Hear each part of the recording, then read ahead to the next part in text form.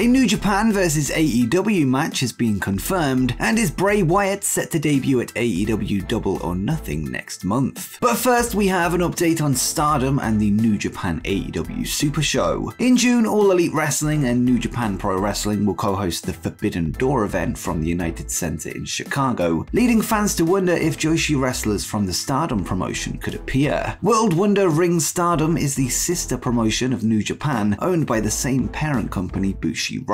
This week, NJPW's president Takami Obari would speak with Justin Barrasso of Sports Illustrated, where he revealed that it's possible that Stardom wrestlers could be on the show, and he said, "This is an AEW NJPW event, but the key phrase here is never say never. Really, nothing is off the table, and who knows what the future may hold for AEW and Stardom."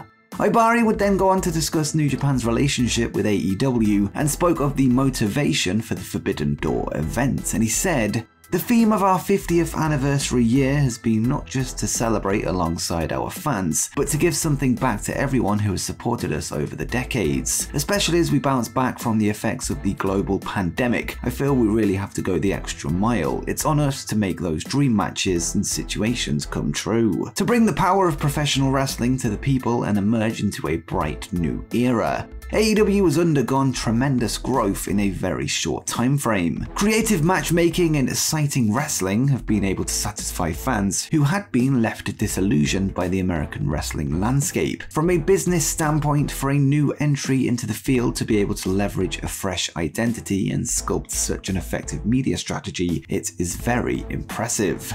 The New Japan president has high praise for their American partner, and the flourishing relationship between the two companies is very exciting to say the least. But before we move on, be sure to let me know which Stardom wrestlers you want to see at the NJPW AEW Super Show in the comments down below. Next up is a classic WWE title belt set to return. Following his return to WWE at WrestleMania, Cody Rhodes has stated that his goal is to become the first Rhodes to win the WWE Championship, a feat his father Dusty came close to in 1977. This week on Instagram, Cody would share an interesting photo of an old school title, a hint that he could bring it back were he to achieve his ambition. The photo posted was of the winged eagle design of the WWE Championship, which was used between the years 1989 and 1998. Cody has a history of bringing back classic titles, with him returning the old Intercontinental title when he won it back in 2011. With such emphasis on Rhodes winning the WWE Championship in his storyline, it's expected to eventually happen within the coming months, and it could mark a great day for old school wrestling belt enthusiasts. But what is your favourite belt design in wrestling history? Let me know in the comments down below. Next, an AEW tag team has confirmed they are not set to split up. Next week on AEW Dynamite, the two members of FTR, Cash Wheeler and Dax Harwood, will fight against each other in singles action for the first time, with the winner qualifying for the Owen Hart tournament. Speaking with the Wrestling Perspective podcast this week, Dax would reveal that the match was their idea in order to pay respect to Owen Hart and the Hart family. He would say, "This was our idea. We had to fight for it, but that was completely our idea. We always wanted to have a match, but we didn't want to just have a match just to have a match. There had to be a reason. This is the perfect reason to do it. The Hart family means a lot to both of us personally and professionally." Dax's tag team partner Cash would then go on to discuss the possibility of FTR ever breaking up, something he ruled out completely, and he would say, "For me to get better, I want to wrestle him. I don't want to do a ton of singles stuff, but I want to do something that matters to me, and this is one that for years, how can we make it make sense? How can we have a singles match against each other, just a straight up back and forth wrestling match in our vision? There was no way to make it make sense before because we don't want to tease a breakup, do a breakup, no interest in that. I'll retire before we ever entertain that idea. Print it, tattoo it, I don't care, we're never going to do a breakup angle." The match between Dax and Cash will take place next Wednesday on Dynamite, and it should see some solid wrestling with both men knowing each other more than anyone else. But who do you think will walk out victorious? Let me know in the comments down below.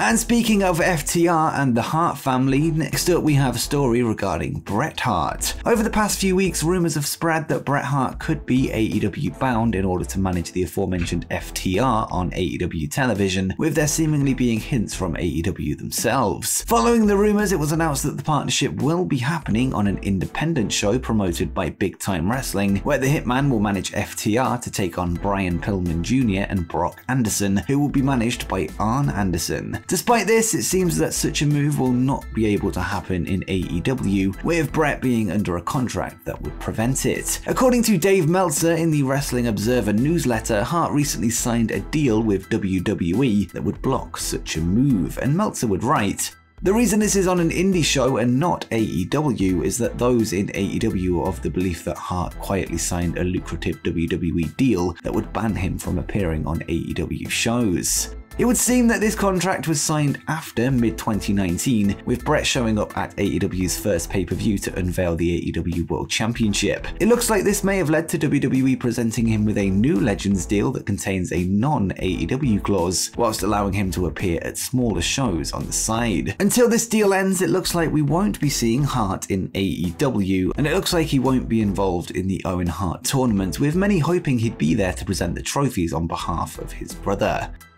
Next up is a boxing icon set to return to WWE. This September, WWE will hold their first UK stadium show since 1992, when they present a premium live event from the Principality Stadium in Cardiff, Wales. Speaking with Sky Sports this week, the UK's own Drew McIntyre would seemingly call out boxer Tyson Fury, who is a major star across the pond, and he would say, "He's highly entertaining, he's such an attraction, and that's why I'm always saying to him, hey, the door's always open in WWE. The ball's in your court. You come in here as Drew McIntyre's special guest, or we will find a role for you, or perhaps myself himself do something in the ring." McIntyre would then speak of Fury's upcoming bout with Dillian Whyte at Wembley Stadium in London, England on Saturday, with him telling him to give WWE a call after he wins, and Drew would add, "It's a huge event, no reason to lose. All I'll say to Tyson is, don't screw it up. Don't screw it up. Get through this fight, win it, and then give us a call. We'll figure out if it can happen in Cardiff." Fury has stated in the past that he was set to headline a WWE UK pay-per-view with then Universal Champion Drew McIntyre before the pandemic hit, and it seems like WWE could be angling towards setting the match up once again for September. And now let's go back to the topic of New Japan versus AEW, as a top AEW star has been announced for an upcoming NJPW pay-per-view. Last week, Eddie Kingston would confront Tomohiro Ishii at the Windy City Riot event in Chicago, and whilst the Mad King did have respect for the Stone Pitbull's strong style approach, he wants to bring the All Japan King's Road approach to the match, the opposing style in Japanese wrestling. The challenge has now been accepted, and Strong Style will meet King's Road, with the match set to go down on May 14th in Washington, DC at Capital Collision, and this marks the first time the two men have competed in the ring at the same time. This is the first and only match to have been announced for the card so far, with more expected in the coming weeks and days. As for Ishii and AEW, he will be competing tonight on AEW Rampage in an Owen Hart tournament qualifier against Adam Cole, with both matches serving as a preview for this summer's big cross-promotional show at the Forbidden Door event. Next, let's go back to yesterday's story regarding Bray Wyatt. The now Wyndham would take to Twitter last night to post a number of cryptic tweets, with fans trying to decipher a meaning behind them. One of the tweets contained a quote by 18th century poet, playwright and moralist Samuel Johnson, with Wyndham writing, "I do think it's true that he who makes a beast out of himself gets rid of the pain of being a man, but..."